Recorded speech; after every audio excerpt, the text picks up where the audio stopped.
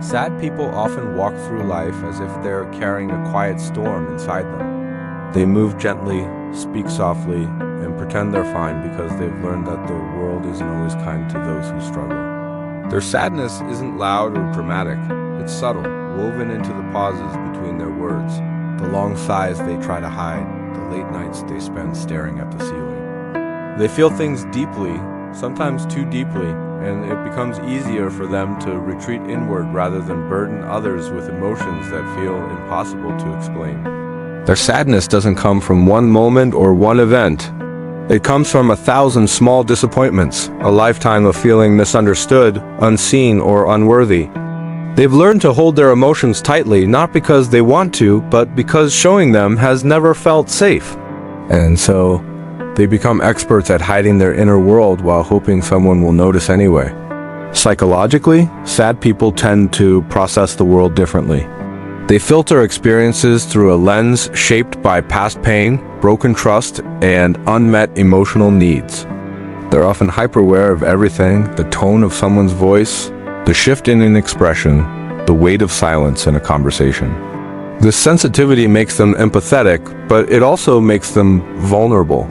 They overthink simple things, replay moments in their minds long after they've passed, and internalize emotions that don't even belong to them. They carry guilt for things that aren't their fault. They apologize for existing. They assume they're the problem when things fall apart. Their sadness becomes a quiet companion, sitting beside them in conversations, walking with them in crowded rooms, reminding them that no matter how much they try, something inside still feels heavy. And because they rarely express it openly, people often mistake their silence for strength, unaware of the emotional storm taking place behind the curtain. Sad people often become the strong ones in their social circles. They listen, support, and carry the emotional weight of others with patience and compassion. But no one realizes that their empathy was born from their own wounds. They know what it feels like to be alone, so they make sure no one else feels that way. They know the sting of being ignored, so they give others their full attention. They know the ache of needing comfort, so they become the comforting presence everyone relies on. But inside, they're exhausted. They pour so much love into others that they often forget they need it too. And because they never ask for help, people assume they don't need it. Their role becomes fixed, the strong one, the calm one, the understanding one, even when they're falling apart. They give so much without receiving the same in return, and slowly, their sadness grows from a feeling into a lifestyle. There is a unique kind of loneliness that sad people experience, a loneliness that exists even when they are surrounded by others. It's the feeling of being physically present, but emotionally elsewhere. They can sit in a room full of friends and still feel like a ghost, watching life happen from a distance. They want to connect, but something inside hesitates. They want to speak, but the words get stuck somewhere between their mind and their heart. They fear that opening up will make them a burden, so they stay quiet. They fear that their sadness will push others away, so they swallow it whole. This loneliness isn't caused by the absence of people around them. It's caused by the absence of being understood. They crave a connection that feels safe, someone who hears the things they don't say, someone who notices the trembling beneath the smile. But until that person appears, they drift through life feeling unseen in plain sight. The psychology of sad people is often rooted in the belief that their emotions don't matter. Maybe they grew up in environments where expressing feelings led to punishment or dismissal. Maybe they were told to stop being dramatic or just get over it. Over time, they learned that their sadness was something to hide, not something to heal. So they became emotionally self-sufficient, building quiet internal worlds where their pain couldn't be judged. But the price of this emotional independence is heavy. They struggle to trust others with their vulnerabilities. They bottle up emotions until they overflow. They minimize their own suffering because they believe others have it worse. But sadness doesn't disappear when ignored. It grows. It becomes the background music of their lives, shaping the way they love, think, and exist. And until they learn that their feelings are valid, they'll continue to carry a weight that was never meant to be carried alone. Sad people often struggle with expressing their needs. Not because they don't have them, but because they've been conditioned to believe that needing something makes them difficult. They fear being too much, asking for too much, or relying on someone who may eventually leave, so they shrink their desires into silence and convince themselves they don't need anything at all. But deep down, they crave reassurance, affection, understanding, the simple warmth of being chosen and cared for. The tragedy is that they rarely voice these longings, so the world assumes they're fine. They master the art of pretending, wearing a calm exterior, even while their heart trembles inside. And every time they swallow their needs for the sake of harmony, they teach themselves that their emotions are secondary. This self-erasure becomes a habit, and before they know it, they're living a life where they comfort everyone except themselves. Sad people also tend to attract emotionally unavailable individuals, not because they want pain, but because they are familiar with it.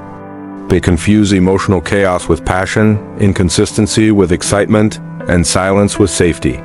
Their past experiences shape their perception of love, making them believe that love must be earned through patience and sacrifice.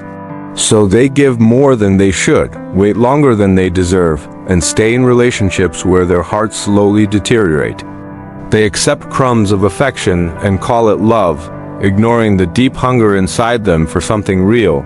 Psychologically, they repeat what they know, even if what they know hurts. Their sadness makes them see potential where they should see danger, hope where they should see reality. And as a result, they often end up with partners or friends who take and take, leaving them emptier than before. But there comes a moment, a quiet, private moment, when sad people begin to break. Not loudly, not violently, but softly. Their soul grows tired. Their heart whispers, "Enough." They stop pretending they re-okay and start realizing that holding everything in has only deepened their pain. This moment isn't dramatic, it's transformative. It's the point where their sadness becomes too heavy to carry alone. They begin to withdraw, not to isolate themselves, but to find themselves. They start questioning everything, their relationships, their patterns, their wounds. They realize that healing won't come from being stronger, but from being honest.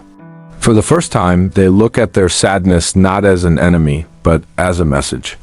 A message that says, you deserved more. You deserved softness. You deserve someone who stayed. And in that realization, something inside them begins to shift. Healing for sad people is not a sudden awakening. It's a slow, quiet rebirth. Step by step, they learn to treat themselves with the compassion they've always offered to everyone else. They start recognizing that their feelings are valid, that their tears aren't signs of weakness, and that their sensitivity is not a flaw but a form of depth most people never touch. They learn to set boundaries, even if their voice shakes the first time they say no. They learn to walk away from people who drain them, even if it feels like ripping a part of themselves away. And slowly, they begin replacing self-blame with self-understanding. They start building emotional muscles they never knew they had: confidence, clarity, self-respect. The sadness doesn't vanish, but it stops controlling them. It becomes a part of their story, not their identity. In the end, sad people don't become happier because life suddenly gets easier. They become happier because they learn to choose themselves. They discover that their heart deserves the same gentleness they give to others. And with time, they begin to experience a kind of peace they once thought was impossible. They learn that being open doesn't mean being unprotected, that being vulnerable doesn't mean being weak, and that being sensitive is not a curse but a gift. Their sadness taught them empathy, depth, and resilience, but healing teaches them balance. They stop allowing others to write their stories and finally pick up the pen themselves. And though the world may never notice the quiet internal battles they've fought, they know.